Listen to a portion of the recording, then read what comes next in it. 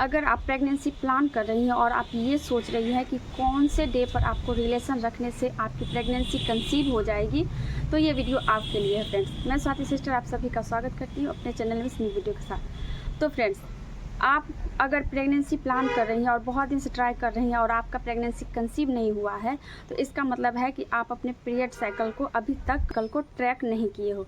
अगर आपकी period cycle 28 दिन की है तो उससे पहले आपको ओव्यूलेशन डे निकालना होगा, यानी कि आपके बॉडी से किस दिन अंडा रिलीज होगा, आपका ओव्यूलेशन डे कौन होगा। जैसे कि आपका अगर 1 मार्च को आया है पीरियड और अगले 28 मार्च को आया है अगला पीरियड, तो आपका पीरियड साइकिल जो है 28 दिन का है।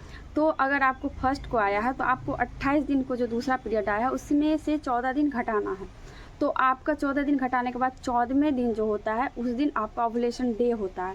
तो उस दिन से अगर 2 दिन पहले और 2 दिन बाद आप रिलेशन रखती हैं तो 100% चांस रहता है कि आप कंसीव कर जाओ। अगर आपका सब कुछ सही है, थायराइड लेवल सही है, सब कुछ आपके बॉडी में सही है, तो आप 100% उस दिन कंसीव कर जाओगे। तो ओव्यूलेशन होता क्या है, तो हम लोग चलिए ओव्यूलेशन कैसे निकालते हैं। तो सबसे पहले आपको अपना पीरियड डेट लिखना होगा। जैसे कि आपकी इस बार पीरियड 1 को आई है, अगली पीरियड आपको 28 दिन में आने वाली है। चलिए, मेरा पीरियड डेट यहाँ मैंने 1 तारीख को सर्कल किया, मान लीजिए 1 मार्च को, और मेरी अगली पीरियड जो आती है 28 दिन की साइकिल है, मेरी 28 को आती है। तो हमको ओव्यूलेशन डे निकालना है, यानी कि किस दिन आपके बॉडी से आपका अंडा रिलीज होगा। तो मान लीजिए आपका पीरियड 1 को आया था पिछली बार और इस बार आपको 28 मार्च को आने वाली है। तो आपको 28 से 14 दिन पीछे जाना है।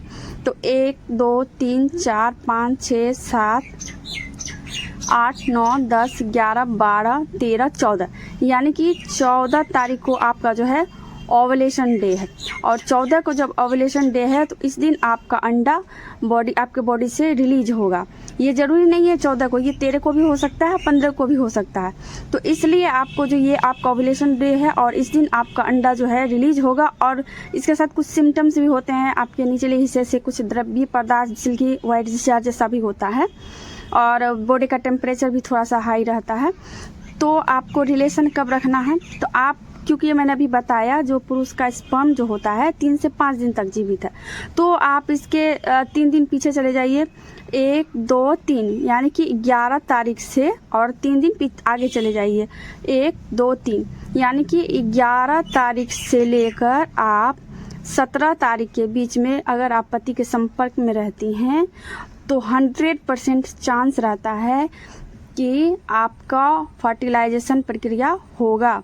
क्योंकि अगर आप 11 से को रिलेशन बना रहे हो तो चूंकि स्पर्म 3 से 5 दिन जीवित रहता है, तो अगर आपका 13 तारीख को भी अंडा रिलीज हुआ तो स्पर्म क्या करेगा, फैलोपियन ट्यूब में जाके अंडे को फर्टिलाइज कर देगा। अगर आप 15 को भी रिलेशन बना रही हैं तो अगर 14 को अंडा रिलीज हुआ तो अंडा चूँकि 24 घंटे के लिए जीवित है, तो इसलिए आपको जो है 11 से 17 तक रिलेशनशिप रखना है, ताकि आपका इम्प्लांटेशन हो और आप कंसीव कर पाओ। आप जब से प्रेगनेंसी प्लान कर रहे हो तभी से ही आपको फॉलिक एसिड की टैबलेट ज़रूर लेना है, क्योंकि फॉलिक एसिड की टैबलेट जो होती है वो आपके बच्चे के विकास में, दिमागी विकास में बहुत मदद करती है। और बच्चे को जन्मजात जो बीमारियां होती है, बच्चे का सर भारी हो जाना, लिप वगैरह कटा हुआ होना, स्पाइनल का सही से विकास नहीं होना, बहुत सारे कॉम्प्लिकेशन होते हैं, उसको रोकती है। इसलिए आप प्रेगनेंसी के 3 महीने तक फॉलिक एसिड की 90 गोलियाँ लेना ना भूलें।